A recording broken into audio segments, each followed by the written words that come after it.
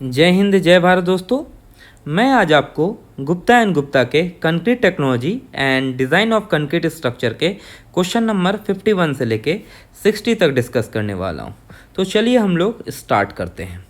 Question number 51, according to IS 456 1978 the column और the strut is a member whose effective length is greater than option A least lateral dimension, option B 2 times of the least lateral dimension, option C 3 times of least lateral dimension, option D 4 times of least lateral dimension। तो सबसे पहले हमको समझना है कि slenderness ratio क्या होता है।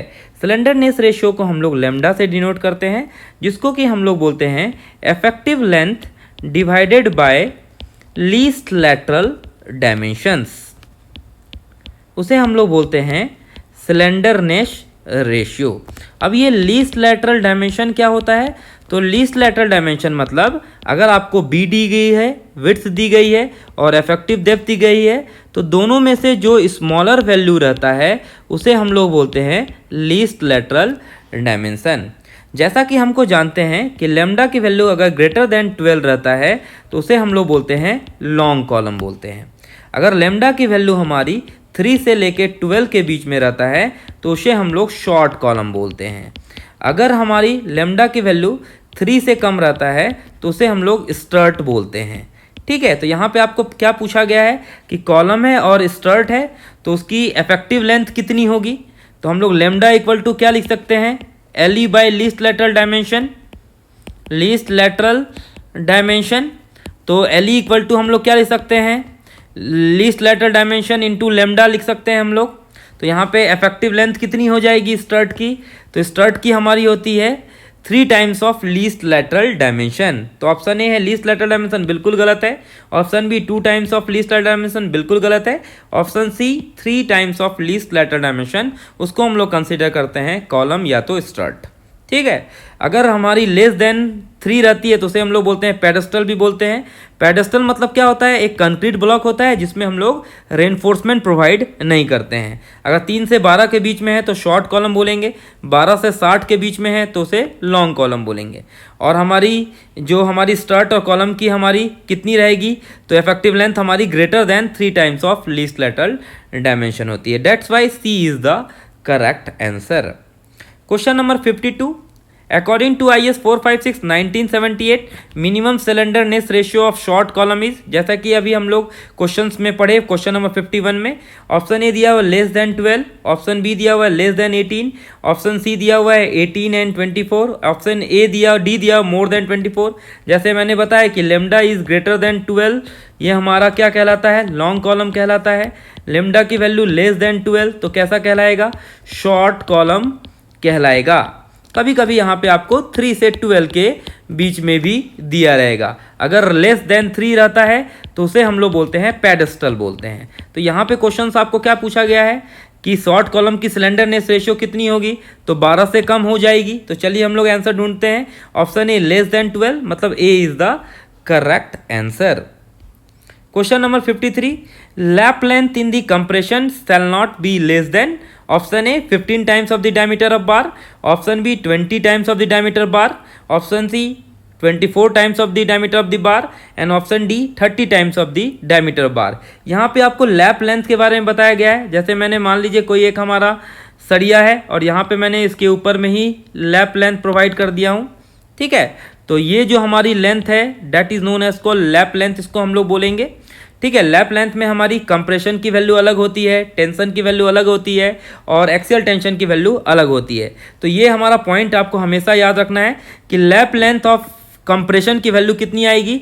तो LD मतलब डेवलपमेंट लेंथ और 24, इन दोनों में से जो ग्रेटर हो, मतलब LD मतलब डेवलपमेंट लेंथ की वैल्यू और हमारी 24 की वैल्यू, इन दोनों में से जो ग्रेटर रहेगा वो हमारी लैप लेंथ होगी कंप्रेशन की। इसी तरह टेंशन के बारे में पूछा जाता है तो LD की वैल्यू और 30, इन दोनों में से जो ज़्यादा होगा वो लिखते हैं। अगर यही चीज़ आपको लिखता है LD और 30, ये किसके लिए हुआ?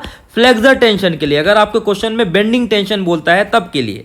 अगर क्वेश्चन में आपको एक्सियल टेंशन बोलता है तो उस समय वैल्यू कितनी हो जाती है 2LD और 30, इन दोनों में से जो मैक्सिमम होता है वो हमारी लैप लेंथ होती है। तो यहाँ पे आपको पूछा है कंप्रेशन, तो ऐसे भी आ सकते हैं, कार्बन की एटॉमिक नंबर 12 होती है, मतलब C से स्टार्ट होता है तो उसका डबल होगा तो 24, मतलब डेवलपमेंट लेंथ और 24 में से जिसकी वैल्यू मैक्सिमम होगी वो हमारी लैप लेंथ होगी। तो चलिए हम लोग आंसर ढूंढते हैं। Option A 15 times of diameter of bar बिल्कुल गलत है। Option B 20 times of diameter of bar बिल्कुल गलत है। Option C 24 times of the diameter of bar बिल्कुल सही जवाब है, C is the correct answer. अब यहाँ पे कंप्रेशन के जगह टेंशन पूछता, टेंशन में भी फ्लेक्सर, तो LD और 30 में से जो ग्रेटर है। इसी तरह आपको पूछता है एक्सियल टेंशन, तो एक्सियल में हमारा 2LD और 30 में से जो वैल्यू ज़्यादा रहेगी। तो यहाँ पे आपको कंप्रेशन के बारे में पूछा गया है, तो सी is the correct answer.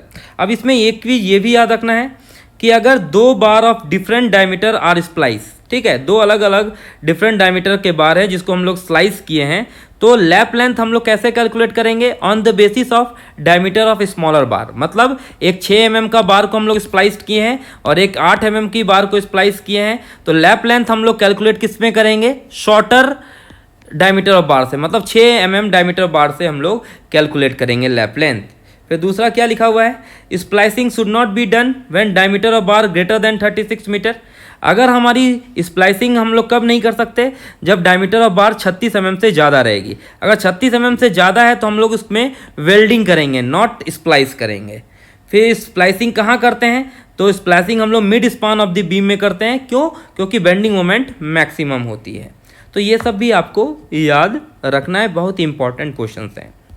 Question number 54, minimum cover in a slab should be less then the diameter of bar, not less than.